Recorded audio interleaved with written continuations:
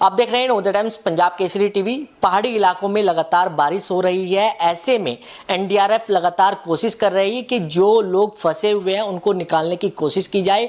कितनी टीमें काम कर रही है, क्योंकि पंजाब, हिमाचल और जम्मू में जिस तरीके से फ्लड की स्थिति है, ऐसे में एनडीआरएफ के कितने ऑपरेशन चल रहे हैं। हमारे साथ बातचीत करने के लिए एनडीआरएफ के डीआईजी मोहसिन सईदी जी हैं। मोहसिन जी, सर, जिस तरीके से एनडीआरएफ के कितने ऑपरेशन जो है अभी काम कर रहे हैं?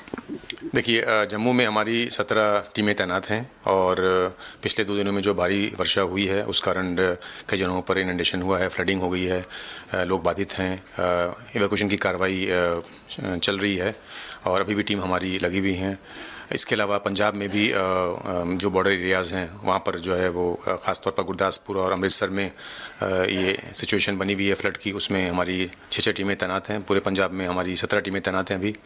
हिमाचल में एक डेडिकेटेड बटालियन हमारी है, वहाँ पर अभी फ़िलहाल स्थिति अभी सामान्य है। बारिश हालांकि हो रही है, अलर्ट मोड में लोग हैं और कुछ एरियाज़ बाधित हुआ है, तो जहाँ पर भी इवैक्यूएशन की कार्रवाई है वो जारी है। इसके अलावा ओवरऑल जो हमारी टीमें हैं वो अलर्ट मोड में की गई हैं कि अगर कहीं ज़रूरत पड़ती है एडिशनल टीमों की तो उनको भी वहाँ से रवाना किया जा सकता है। बरसात में कितनी चुनौती बढ़ जाती है सर एनडीआरएफ के सामने? बिल्कुल, क्योंकि मानसून जो है वो इम्पैक्ट करता है पूरे भारतवर्ष में समय समय पर अलग अलग क्षेत्र में, तो इसके लिए एक चुनौती रहती है कि maximum impact large scale event होता है तो उसको हम कैसे देखें। इसके लिए जब मानसून आने से पहले हम एक समन्वय करते हैं एसडीएमए से।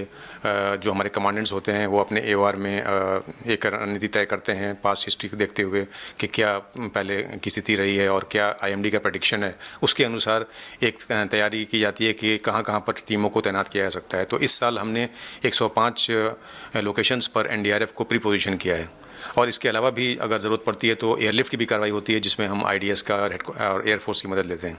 सर, मॉडर्न तकनीक का कितना सहारा जो है आपकी तरफ से लिया जाता है? देखिए, मॉडर्न टेक्निक में सबसे इम्पॉर्टेंट है प्रेडिक्शन।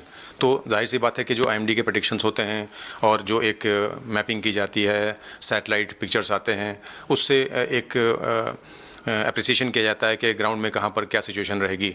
और इसके बाद इसके अलावा जो हमारे जो स्टेट के जो एडमिनिस्ट्रेशन है वो भी देखते हैं कि कहाँ पर सिचुएशन है, जहाँ पर पॉपुलेटेड एरिया है, कहाँ पर टीमों की ज़रूरत है, तो एक आकलन किया जाता है। और इसके अलावा जो इंपॉर्टेंट इक्विपमेंट्स हैं, ड्रोन का भी यूज़ किया जाता है, टेक्नोलॉजीज़ का, उसका उपयोग करके हम टीमों की तैनाती करते हैं और जहाँ पर भी इवैक्यूएशन की ज़रूरत है वो कार्रवाई की जाती है। सर, अभी तक कितने लोगों को बचाया जा चुका है? और जिस तरीके से फ्लड आते हैं तो उस समय अगर कोई घटना घट जाती है, मान लिया कोई मकान गिरा, उसमें कितने लोग दबे हैं, इसको लेकर कोई मॉडर्न तकनीक का इस्तेमाल? जी बिल्कुल, देखिए हमारी जो टीम होती है एनडीआरएफ की वो सेल्फ कंटेंट टीम होती है जो सभी डिजास्टर्स को अटेंड कर सकती है साइमल्टेनियसली। इसमें जैसे जो फ्लड वाटर रेस्क्यू होता है मानसून में ख़ास तौर पर, तो फोकस एरिया तो ये रहता है, मगर फ्लड में आपको पता है कि बारिश के कारण घर भी गिर जाते हैं, तो उसमें फिर एक दूसरा एक ऑपरेशन शुरू हो जाता है जिसको बोलते हैं कोलैप्स सर्च एंड रेस्क्यू। तो बिल्डिंग जब गिरती है, धराशायी होती है, तो उसमें फिर अलग तरह की कार्रवाई होती है जिसमें टूल्स अलग से उपयोग किए जाते हैं और हमारे पास लाइव डिटेक्टर्स भी होते हैं जिनका उपयोग किया जाता है देखने के लिए कि अगर कोई घर है, मकान है या कोई क्षतिग्रस्त इलाका है तो उसके नीचे कोई अगर जो कोई जिंदा दबा हुआ है तो उसको तराशा जाए, उनको चेक किया जाए। सर, कितने लोगों की जान बचाई जा सकी है अभी तक? जम्मू में अभी तक जो हमारी 2 दिन में कार्रवाई हुई है उसमें तकरीबन 2500 से ज़्यादा लोगों को जो है इवैक्यूएट किया गया है और ये लाइव रेस्क्यू है जहाँ पर खतरे के क्षेत्र में वो मौजूद थे। खतरे की आपने बात करी, एनडीआरएफ के सामने चुनौती कितनी होती है ऐसे समय में जब बाढ़ आती है काम करने में? जी बिल्कुल, देखिए जब हमारी टीम जाती है तो बाढ़ की वजह से कई रोड्स भी ब्लॉक होते हैं, लैंडस्लाइड की वजह से टूट जाते हैं, वो एक बाधा आती है समय में पहुंचने के लिए। इसके अलावा जब टीमों को एयरलिफ्ट किया जाता है तो उसमें भी अगर वेदर ठीक नहीं है तो एयरलिफ्ट डिले हो जाता है, वो एक चैलेंज होता है। पावर शॉर्टेज होता है कई जगहों पर इन सब मानसून के वजह से, और कम्युनिकेशन भी डिस्टर्ब होता है। हालांकि हमारे पास मॉडर्न कम्युनिकेशन इक्विपमेंट्स हैं जिसमें क्यूडीए है, क्विक डिप्लॉयबल एंटीना है और सैटेलाइट फ़ोन्स का भी इस्तेमाल करते हैं जिसकी वजह से हमारी टीम जो है लगातार संपर्क में रहती है।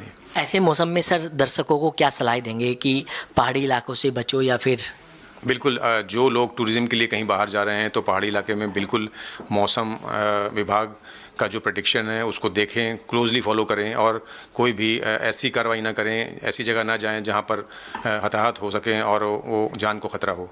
और अगर जो कोशिश ये होनी चाहिए कि अगर ज़रूरत नहीं है बाहर जाने की तो घर में रहना ही बेहतर होगा। तो बिल्कुल ये थे मोहसिन सिद्दीकी जिन्होंने बात की। दिल्ली से कमल कुमार कंसल, नवोदय टाइम्स, पंजाब केसरी टीवी। हमसे जुड़े रहने के लिए हमारे YouTube चैनल को सब्सक्राइब करें और नई वीडियो की नोटिफिकेशन के लिए बेल आइकॉन को दबाएं। अगर आप ये वीडियो Facebook पर देख रहे हैं तो लाइक जरूर करें और ज्यादा से ज्यादा शेयर करें। धन्यवाद।